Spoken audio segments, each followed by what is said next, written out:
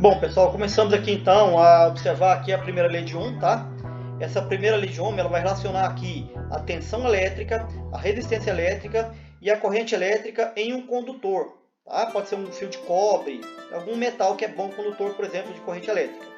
Se esse condutor obedecer a primeira lei de Ohm, nós temos aqui um gráfico que é U, que é a voltagem ou tensão elétrica ou DDP, e a corrente elétrica, que é em amperes, né?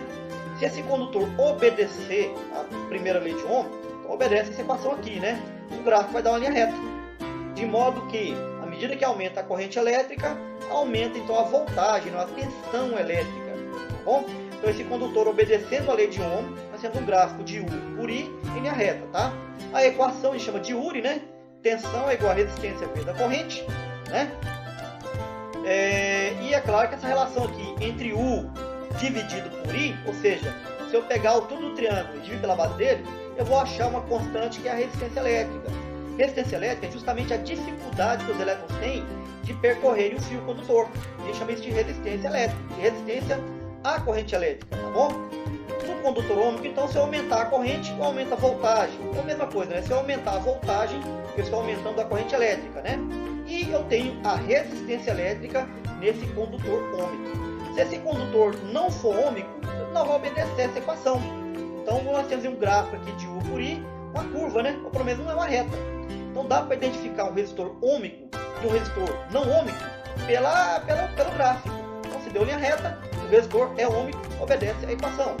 Se não for ômico, não obedece a equação, o gráfico não vai dar uma linha reta, tá bom? Mas o que interessa para a gente mesmo aqui são os resistores ômicos que obedecem à primeira lei de Ohm. Então, a primeira lei de Ohm, U é igual a RI, Uri, tá bom? A gente pode ter também essa equação assim, ó, R é igual a U dividido por I, né? Como eu falei, a altura dividido pela base, né?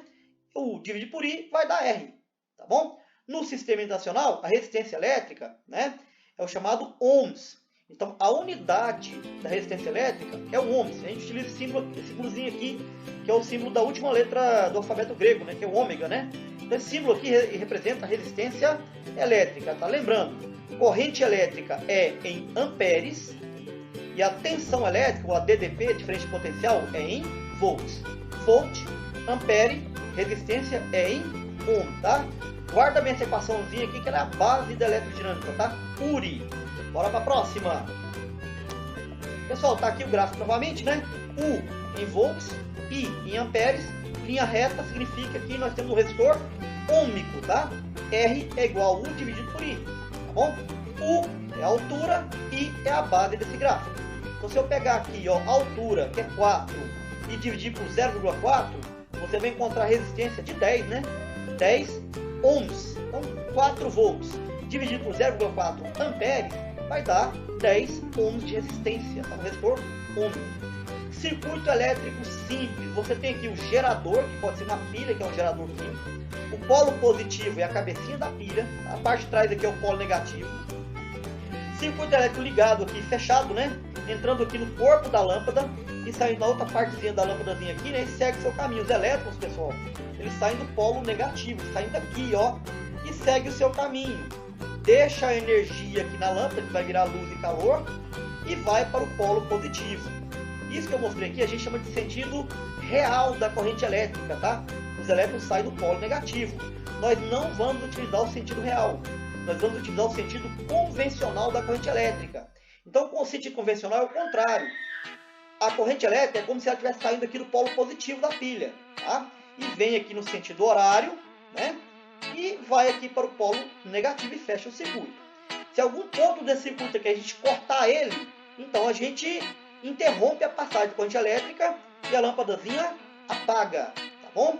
Para não ter que representar toda hora uma lâmpadazinha, uma pilha, um gerador, né? A gente vai utilizar o esquema do circuito elétrico simples. Como que é o circuito elétrico simples no esquema? Você, para representar o gerador, você faz esse traço aqui, o maior e o traço menor. Esse traço maior vai ser o polo positivo, região de maior potencial elétrico. O traço menor é o polo negativo, tá bom? Menor potencial elétrico. Então, sentido convencional, a corrente I está saindo do polo positivo, pega o circuito elétrico e passa pelo resistor. Então esse zigue-zague representa a resistência elétrica, o resistor. Então os elétrons, a corrente elétrica deixa a energia elétrica aqui e segue seu caminho para o polo negativo, tá bom? Então o sentido convencional é do positivo para o negativo. No caso aqui está no sentido anti-horário. Então esse aqui é um circuito elétrico simples.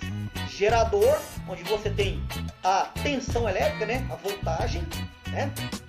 Você tem um circuito elétrico onde passa a letra I, que é a corrente elétrica, a resistência onde tem o R, né? Que é o resistor, e segue o seu caminho. Se eu cortar o circuito aqui, para de passar a corrente elétrica. Bora para o próximo. Bom, segunda lei de Ohm. O que diz a segunda lei de Ohm? Você tem um fio condutor aqui, pode ser um fio de cobre, por exemplo, né? Ele tem um certo comprimento, né? E tem uma certa área de secção transversal. É a grossura do fio, tá? A bitola do fio, tá bom? Bem, quando você liga o circuito elétrico aqui, os elétrons vão passar pelo material. E os elétrons vão ter uma certa resistência para passar pelo fio. Então o próprio fio, ele tem uma resistência elétrica. Essa resistência elétrica, ela depende do quê? Essa resistência elétrica do fio, ela depende do tipo de material que compõe o fio. E aí a gente vai representar isso pela letra Rho, que é a resistividade do material. Cada material tem o seu valor de resistividade, tá? Geralmente o exercício dá o valor, né, da resistividade. O cobre tem um valor, o ouro tem um valor, a prata tem um valor. Então cada material tem uma resistividade que o exercício vai dar, né? Se não der, vai pedir para calcular, mas você vai ter que ter os outros valores, né? Vai ter que dar as informações dos outros valores para vocês, tá bom? Então Rho, né, que é essa letra grega aqui, o exercício tem que dar, que é resistividade, tá bom? Então a resistência do fio, né, ele depende do quê? Da resistividade do tipo de material, depende do comprimento do fio em metros e depende também da área da secção transversal, que é essa areazinha aqui, ó, tá bom? Então a resistência depende do quê? Do tipo de material, do comprimento do fio e da área da secção transversal, de modo que se eu aumentar a resistividade, aumenta a resistência elétrica. Se eu aumento a resistência elétrica, dificulta a passagem da corrente elétrica. Então, aumenta a resistência, diminui a corrente elétrica, tá bom? A resistência também depende do comprimento do fio. Então, quanto maior o comprimento do fio, maior a resistência, tá? E menor é a corrente. Geralmente, o que vai acontecer? Vai perder energia no efeito Joule, ou seja, perder energia de calor que não virou trabalho, tá bom? E isso aqui é diretamente proporcional. Agora, se eu aumentar a área do fio aqui, aumentar a bitola do fio, a grossura do fio, né? Aí diminui a resistência. Aumenta a área, diminui a resistência, né? Aumentou a área, diminui a resistência, facilita a passagem da corrente elétrica. Por isso que fio grosso, né, esquenta menos do que fio fino. Se você pegar um fio fino e passar muita corrente elétrica ali, ele vai esquentar. É o efeito Joule. Tá bom? Lembrando que como o fio aqui é é uma circunferência, para calcular a área de circunferência, a fórmulazinha matemática é π raio ao quadrado. A π é 3,14 e o raio aqui, né, é do centro até a extremidade da circunferência. Então a segunda lei de Ohm é isso, tá? A resistência ela depende do quê? Do tipo de material, do comprimento do fio e da área da secção transversal do fio. Então essa é a segunda lei de Ohm. Bom, tá tudo aqui que eu já comentei, né? A resistência elétrica de um condutor, mantida a temperatura constante, depende de quais fatores, né? Depende do comprimento do fio, né? Depende da área da secção transversal, que a área pode ser representada pela letra S, né? E depende do tipo de material representado pelo Rho, tá bom? Então a equação tá aqui, ó. R igual a resistitividade vezes comprimento dividido pela área, tá bom? Você tem aqui as informações, tá bom? Resistência é em ohm, resistitividade é ohm metro, comprimento do fio é em metros, né? E a área é em metros quadrados, tá? Uma forma de você lembrar essa equação aqui é a rolinha, né? O que é rolinha? Dá uma olhadinha na equação aqui, ó. Rolinha, tá bom? Rolinha. Aí você não esquece mais da equação aqui, tá bom? Bem, nós temos aqui também potência elétrica. Potência elétrica vai dizer o quanto que um equipamento, por exemplo, trabalha em um determinado tempo. Então a potência elétrica tem a ver com trabalho, tem a ver com energia. E eu já passei para vocês aqui que trabalho é a DDP vezes a carga. Passei essa equaçãozinha para vocês. Se eu pegar os dois lados da equação e dividir por tempo, então vai ficar trabalho dividido por tempo e U vezes Q também dividido pelo tempo. Só que trabalho dividido pelo tempo é potência. A gente aprende lá no primeiro ano. O que é potência? Potência é trabalho dividido pelo tempo. Então, essa parte da equação vai virar potência. E carga dividido pelo tempo é a corrente. Já passei para vocês também. Então, para calcular a potência, eu pego a corrente, e multiplico pela tensão, é o π. Potência é corrente em amperes, vezes a DTP, né, que é a tensão, em volts. E a potência vai sair em watts, tá? Como eu tenho a lei de Ohm, que é o URI, eu posso substituir a letra I e a letra U dentro da equação. Eu posso ter outras equações físicas, como essa aqui, ó. Eu peguei aqui, por exemplo, né, a letra U e substituí ela por R vezes I. Então, no lugar de letra U, ficou R vezes I. R vezes I vai ficar R vezes I vezes I, RI ao quadrado. Então, potência igual a resistência vezes a corrente ao quadrado, tá bom? Bora pra frente. Então, para resumir aqui, tá? Lei de Ohm, né? Você tem aqui o URI, né? Você pode escrever essa equaçãozinha desse jeito aqui também, ó. I é igual a 1 sobre R, né? π, que é para potência. Então, se eu colocar aqui, por exemplo, no lugar da letra U, o R vezes I, então vai ficar como eu disse, né?